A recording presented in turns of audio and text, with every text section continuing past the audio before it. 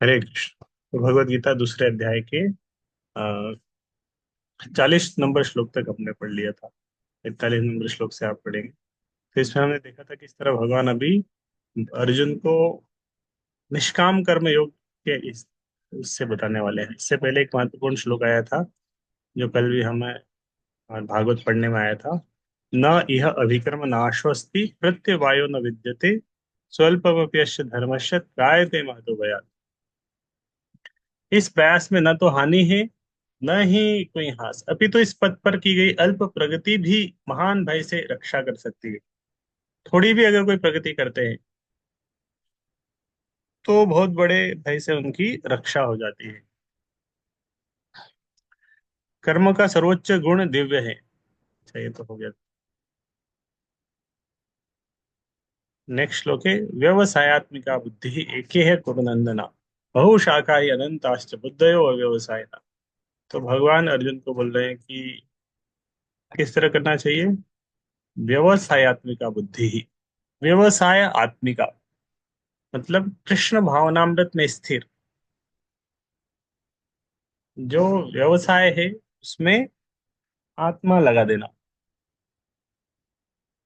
मतलब resolute intelligence English में बोलते हैं, रिजोल्यूट इंटेलिजेंस। बहुत दृढ़ विश्वास के साथ स्थिर होकर किसी काम को करना। जो इस मार्ग पर चलते हैं वे प्रयोजन में दृढ़ रहते हैं और उनका लक्ष्य भी एक होता है। हे कुरुनंदन, जो दृढ़ प्रतिज्ञ नहीं है उनकी बुद्धि अनेक शाखाओं में विभक्त रहती है। जो दृढ़ प्रतिज्ञ नहीं है उनकी बुद्धि अनेक शाखाओं में विभक्त रहती है। अनेक अनेक शाखाओं में अगर बुद्धि विभक्त हो जाएगी तो उससे अ, उससे डाइल्यूट हो जाएगा, डिटर्मिनेशन डाइल्यूट हो जाएगा। जिस तरह मैं पिछली बार एक उदाहरण बताया था कि मान लो एक मोमबत्ती है, 10 मोमबत्ती है। एक माचिस की तीली से जलाने जाएंगे 10 मोमबत्ती को एक साथ में, तो एक भी मोमबत्ती नहीं जलेगी। सबको थोड़ी देर जाएगा, थोड़े इसको, थोड़ा इसको, थोड़ा इसको। तो 10 मोमबत्ती नहीं जला, एक मोमबत्ती जला लो, फिर उससे बाकी जल जाएगी अपने आप। तो एक काम अच्छे से कर लेना चाहिए। 10 काम बिगाड़ने से, 10 काम अच्छे से नहीं करने गए और दो बिगड़ गए, इससे अच्छा एक काम अच्छे से कर लेना चाहिए। तो बहुशाखा मतलब बुद्धि अगर बहुशाखा में हो जाएगा ना, बहुशाखा बहुत सारी शाखाओं में बुद्धि बढ़ गई तो एक काम अच्छे से नहीं कर पाएंगे। तो व्यवसायत्मिका बुद्धि जो कर रहे हैं उसको दृढ़ प्रतिज्ञ होके करें, भगवान अर्जुन को बोल रहे हैं। तो दृढ़ श्रद्धा, भक्ति भक्ति के लिए दृढ़ श्रद्धा क्या है। तो पद बता रहे हैं, यह दृढ़ श्रद्धा की कृष्ण भावनामृत द्वारा मनुष्य की सर्वोच्च सिद्धि प्राप्त कर सकेगा, व्यवसायत्मिका सिद्धि कहलाती है, व्यवसायत्मिका बुद्धि कहलाती है। यह दृढ़ श्रद्धा की कृष्ण भावनामृत के द्वारा मनुष्य की सर्वोच्च सिद्धि प्राप्त करेगा। श्रद्धा मतलब क्या, हमें विश्वास होना। क्या विश्वास होना, भक्ति कर रहे हैं, ये भक्ति करने से सब कुछ मिलेगा, इसमें सब कुछ है। ये व्यवसायत्मिका बुद्धि है। इस तरह की बुद्धि होना, इस तरह का विश्वास होना, ये दृढ़ विश्वास होना इस तरह का। तो चैतन्य चैतामृत का एक श्लोक है यहाँ पे, श्रद्धा शब्द विश्वास कहे सुदृढ़ निश्चय कृष्ण भक्ति कोइले सर्व कर्म कृत है। श्रद्धा शब्द विश्वास कहे सुदृढ़ निश्चय कृष्ण भक्ति कोइले सर्व कर्म कृत है। तो श्रद्धा शब्द विश्वास, तो श्रद्धा शब्द का मतलब क्या है, विश्वास। क्या विश्वास, इस तरह का सुदृढ़ निश्चय, सुदृढ़ निश्चय होना क्या, कृष्ण भक्ति कोइले सर्व कर्म कृत है। कृष्ण भक्ति करने से सारे कर्म हो जाते हैं उसमें। श्रद्धा का अर्थ है किसी अलौकिक वस्तु में अटूट विश्वास। जब कोई कृष्ण भावनामृत के कार्यों में लगा होता है तो उसे परिवार, मानवता या राष्ट्रीयता से बनकर कार्य करने की आवश्यकता नहीं होती। पूर्व में जब किए गए शुभ कर्मों का फल ही उसे सकाम कर्मों में लगाते हैं। जब कोई कृष्ण भावनामृत में संलग्न हो तो उसे अपने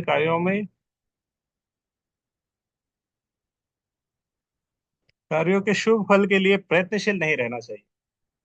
जब कोई कृष्ण भावनामृत में लीन होता है तो उसके सारे कार्य आध्यात्मिक धरातल पर होते हैं, क्योंकि उनमें अच्छे तथा बुरे का द्वैत नहीं रह जाता। कृष्ण भावनामृत का सर्वोच्च सिद्धि देहात्म बुद्धि का त्याग है। कृष्ण भावनामृत की प्रगति के साथ क्रमशः यह अवस्था स्वतः प्राप्त हो जाती है। कृष्ण भावनामृत व्यक्ति का दृढ़ निश्चय ज्ञान पर आधारित है। वासुदेव सर्वमिति समात्मा सुदुर्लभा। कृष्ण भावनामृत व्यक्ति अत्यंत दुर्लभ जीव है जो भली भांति जानता है कि वासुदेव या कृष्ण समस्त प्रकट कारणों के मूल कारण है। जिस प्रकार वृक्ष की जड़ सींचने पर स्वतः ही पत्तियों तथा टहनियों में जल पहुंच जाता है, उसी तरह कृष्ण भावना भरित होने पर मनुष्य प्रत्येक प्राणी की अर्थात अपनी परिवार की, समाज की, मानवता की सर्वोच्च सेवा कर सकता है। यदि मनुष्य के कर्मों से कृष्ण प्रसन्न हो जाए तो प्रत्येक वस्तु संतुष्ट हो जाएगा। यदि मनुष्य के कर्मों से कृष्ण प्रसन्न हो जाए तो प्रत्येक व्यक्ति संतुष्ट होगा।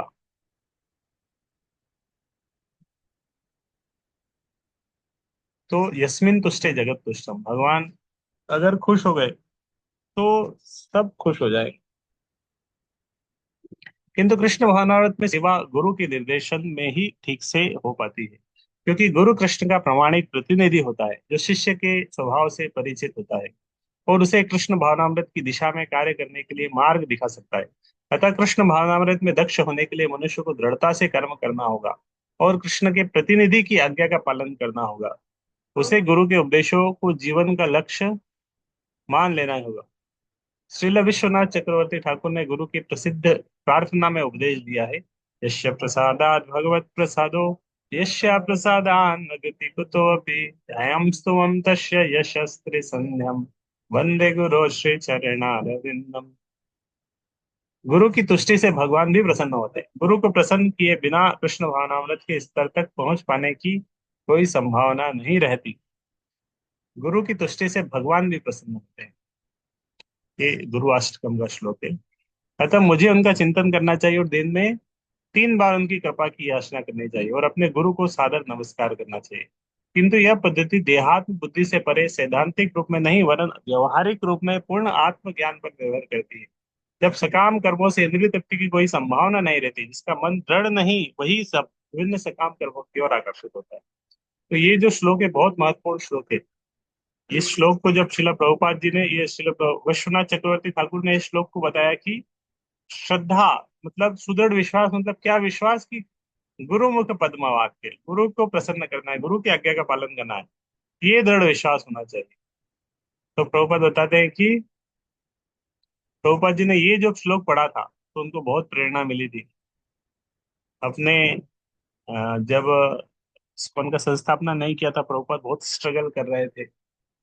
उस समय उन्होंने जब ये श्लोक पढ़ा था, व्यवसायत्मिका बुद्धि एकेह कुरुनंदना बहुशाखा अनंताश्च बुद्धयो, तो ये श्लोक पढ़ने से श्रील प्रभुपाद को बहुत प्रेरणा मिली थी, इंस्पिरेशन मिली थी। इस श्लोक के ऊपर जब विश्वनाथ चक्रवर्ती ठाकुर की टीका पढ़ी, जिससे पता चला कि मतलब करना क्या है, व्यवसायत्मिका बुद्धि मतलब मुझे क्या है, मुझे बस गुरु की आज्ञा का पालन करना है बस। गुरु मुख पद्म वाक्य चित्ते ते करिया एक, और ना करी हमने आशा, ये है व्यवसायत्मिका बुद्धि। गुरु मुख पद्म वाक्य चित्ते ते करिया, गुरु के वाक्यों को हृदय में धारण करना, लाइफ एंड सोल। हार ना करी हमने आशा, और कोई आशा नहीं करना, ये है व्यवसायत्मिका बुद्धि। नहीं तो बुद्धि अलग अलग उसमें भी डिवाइड हो जाती है, अलग अलग बहुशाखा भाषाओं में, उसमें भी सकाम कर्म के द्वारा। तो यहाँ पे 42-43 में उसी उसी पॉइंट को बताया गया है। यामिमां पुष्पिताम्बाचः प्रवदन्त्य विपश्चितः वेदवादरताः पार्थ नान्यदस्ति निवादिनः कामात्मानः स्वर्गपरा जन्म कर्म फलप्रदां क्रिया विशेष बहुलां भोगेश्वर्य गतिं प्रति।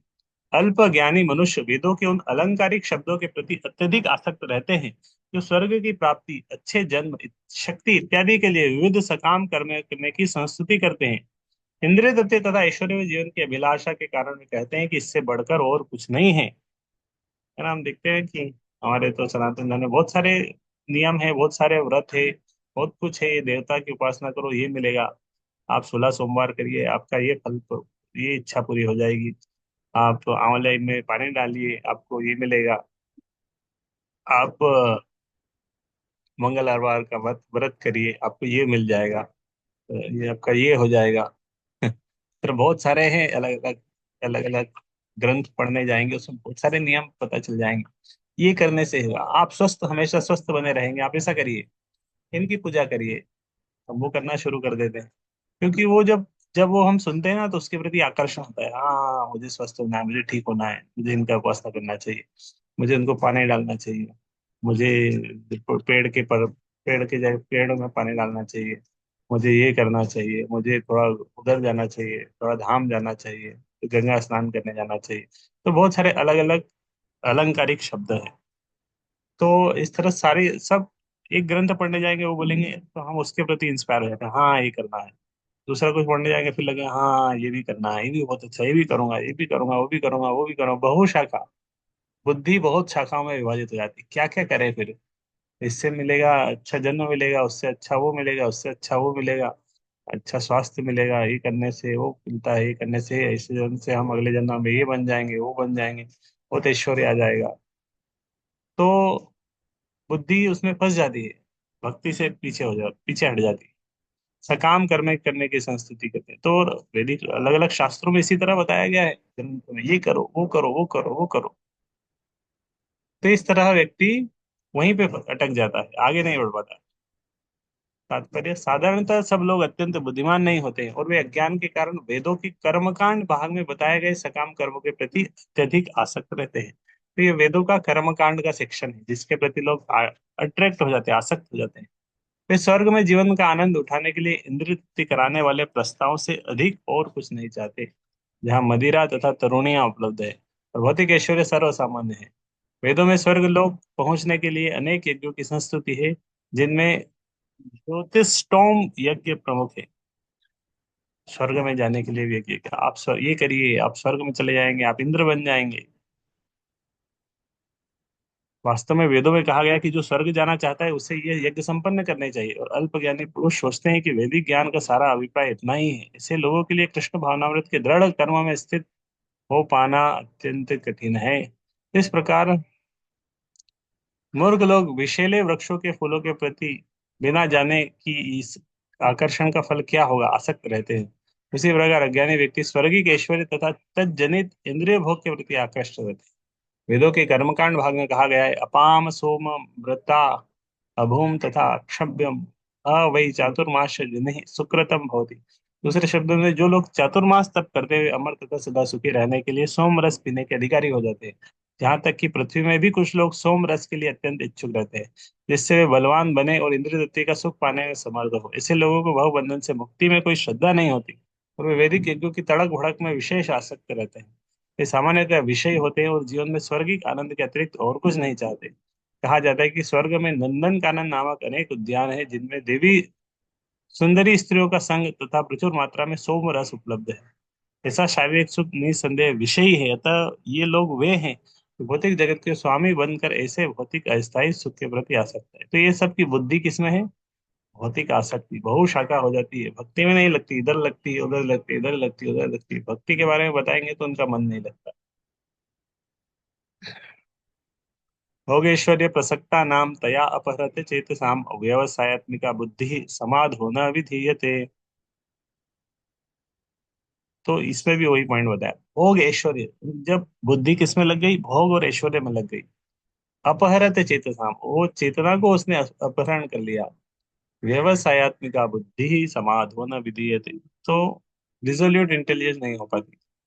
इस तरह मान लो कोई छात्र है, उसको बड़ा नीट की तैयारी करनी है, या जेई का क्रैक करना है, लेकिन उसकी बुद्धि है, उसके लिए कुछ अच्छा करने के लिए क्या करना पड़ा? थोड़ा ऑस्टेरिटी करनी पड़ती है, मेहनत करनी पड़ती है। हाँ हाँ, भोग और ऐश्वर्य से थोड़ा विरक्ति होना। लेकिन वो चाहता है नहीं, मुझे थोड़ा अच्छा सोना भी चाहिए, अच्छा खाना भी चाहिए,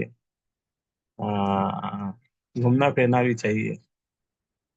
आसक्त है उससे, अच्छा खाना चाहिए, बहुत खा लिए फिर बहुत सोना भी पड़ता है। वो ऑस्टेरिटी नहीं कर सकते। तो जब बुद्धि भोग और ऐश्वर्य में आसक्त है, तो व्यवसायत्मिक बुद्धि नहीं हो पाएगी फिर। एक लक्ष्य के प्रति मुझे ये करना है, दृढ़ निश्चय होने हो नहीं पाता है, कि बुद्धि तो भोग और ऐश्वर्य में अटक गई है। तो इसीलिए भगवान बोला भोग ऐश्वर्य प्रसक्ता नाम तया अपहरत चेतसा। बुद्धि भोग और ऐश्वर्य में हर दिया। कंफर्टेबल लाइफ चाहिए, अच्छा खाना चाहिए, अच्छा सोना चाहिए, रहना चाहिए, सब कुछ अच्छा होना चाहिए। रह नहीं पाएंगे इसे। भाई बोले थोड़ा अ, प्रभुपाद जी के जब जुहू मंदिर बनाए थे, जुहू मंदिर का शुरुआत में विदेशी भक्तों को लेके आए थे, और उधर नया मंदिर बन रहा था, अभी जस्ट टेंट बना के भक्तों को बोले रहो, रहिए इधर। अब वो विदेशी भक्त हैं, बहुत कठिनाई से रह रहे थे। इधर चूहे हैं, परेशान है, पानी की समस्या है, बाथरूम ठीक से नहीं है, बहुत सारी समस्या आ रही थी। लेकिन वो प्रभुपाद जी बोले तुम शुद्ध होना चाहते हो तो तुम्हें सब सहन करना पड़ेगा। हमेशा भोग ऐश्वर्य के साथ नहीं रह सकते, कंफर्टेबल नहीं रह सकते। तो सारे विदेशी भक्त ने किया इस तरह। तो दृढ़ प्रतिज्ञ होने के लिए करना चाहिए। समाधि का अर्थ है स्थिर मन। वैदिक शब्दकोश निरुक्त के अनुसार सम्यक अधीयते अस्मिन् आत्म तत्वाध्याम। जब मन आत्मा को समझने में स्थिर रहता है तो उसे समाधि कहते हैं। जो लोग इंद्रिय भोग में रुचि रखते हैं अथवा जो इसी क्षणिक वस्तु में से मोहग्रस्त है, उनके लिए समाधि कभी भी संभव नहीं है। माया के चक्कर में पड़कर वे न्यूनाधिक पतन को प्राप्त होते हैं। 45 नंबर श्लोक से हम कल पढ़ेंगे। हरे कृष्ण। तो